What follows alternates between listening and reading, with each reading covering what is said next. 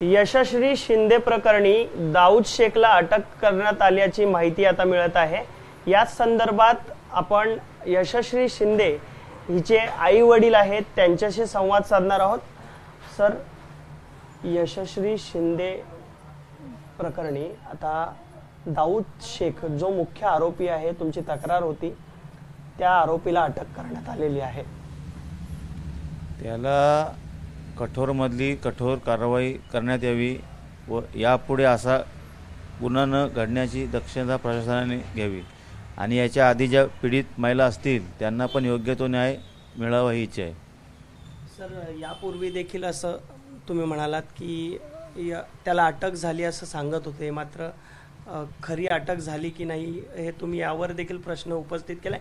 काय नक्की म्हणायचं त्या संदर्भात? TV 9ला 3-4 दिवस पूर्वी एक बातमी यायची की कर्नाटकमधून एक आरोपी अटक केला, त्याबद्दल मी बोलतो।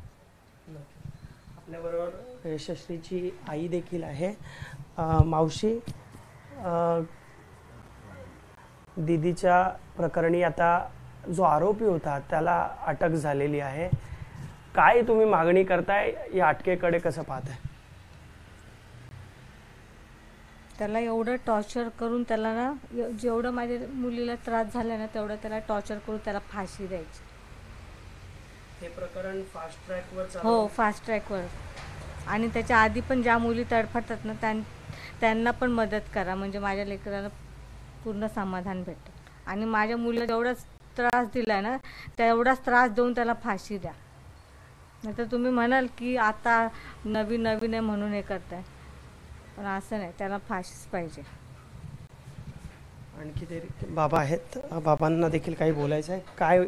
काय बोलायचं? प्रशासनाने या मुद्द्यामध्ये कडक कायदा निर्बंध लावणे आहे। निर्भया प्रकरण झाल्यानंतर प्रशासनाला जाग आली, नंतर सगळ्या विषय थंड म्हणजे झाले। परत असे प्रकार जास्त प्रमाणात घडत आहे, हे थांबण्यासाठी काहीतरी कडक कायद्यामध्ये सुविधा उपलब्ध करावी। असे प्रकार घडू नये यासाठी कायद्यात कठोर निर्णय घ्यायला हवेत, तशी तरतूद करायला हवी अशी मागणी यशश्रीच्या वडिलांनी केली आहे। तर आईचं म्हणणं आहे की माझ्या मुलीला जशा वेदना झालेल्या आहेत त्याच प्रकारे आरोपीला देखील वेदना देऊन शिक्षा व्हायला हवी आणि ही केस फास्ट ट्रॅकवर चालायला हवी अशी मागणी यशश्रीच्या कुटुंबियांनी केली आहे। कॅमेरामन जयस्वालसह मी अल्पेश करकरे, ABP माझा, उरण। ABP माझा, उघडा डोळे बघा नीट।